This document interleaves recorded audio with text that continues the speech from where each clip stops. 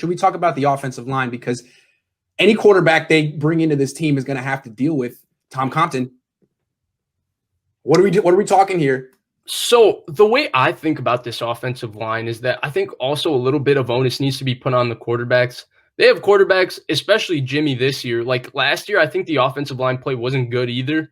I just think Jimmy was better at manipulating the pocket. The pocket presence on this team is awful. These guys don't move well within the pocket at all. Like very rarely can they overcome an offensive line error where they can make a guy miss and keep the play alive. Yeah, even Brady, right? The thing with Brady is he's not athletic, right? But he kind of wiggles in the pocket, right? Wiggles left, stays in throwing position. And now there's three guys around him, but he's kind of got a spot and he throws the ball out there because he's in throwing positions and he's been doing it for 20 years. He's great. Yeah. Right. So, and I think that the pocket presence has been really poor from the quarterbacks. Like, I think you can't put everything on the O-line. And I think a little bit of athleticism at quarterback would help a lot. Yes. Because I don't think O-line play is good in the NFL at all, okay? It's not good. Justin Herbert and Joe Burrow, the two rookies everybody's praising, their O-line stink. Look at the Saints.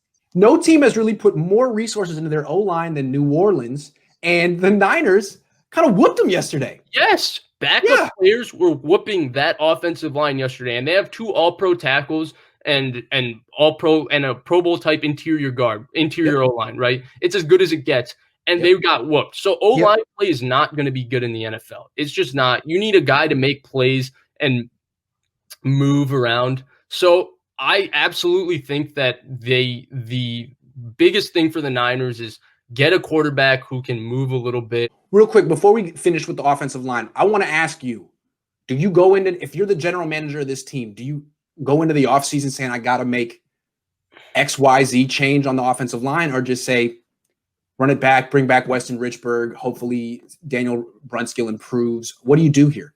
Okay, so Weston Richburg, can you really rely on that? No. Like the patella, I remember reading about it. Can it be career threatening? Someone confirmed this. I'm pretty sure the patella is very serious. Like it's worse than an ACL. Yes.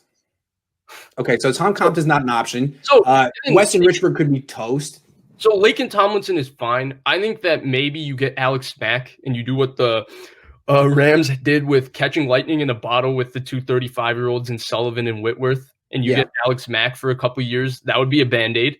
That would be great. And then I think the best option is, again, you spend another 4th, 5th round pick on an interior guy, and you just try to have him, Brunskill, McKivitz kind of duke it out and battle, and you rely on your superior coaching. You're not going to be able to draft Larry Allen. I don't think they'll ever invest to pick a guard like Larry Allen or Quentin Nelson. But if you can get serviceable play, which they haven't been getting, I think they'll be totally fine.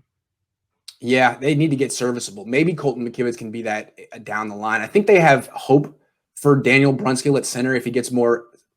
I don't know. It just seems like if they get Carson Wentz, fine, you can roll with this offensive line. But if you bring in someone like Kyle Trask or Mac Jones or bring back, God forbid, Jimmy Garoppolo, you got to improve this offense. It's not good enough. Jimmy can't survive behind this offensive line and shouldn't even probably be expected to.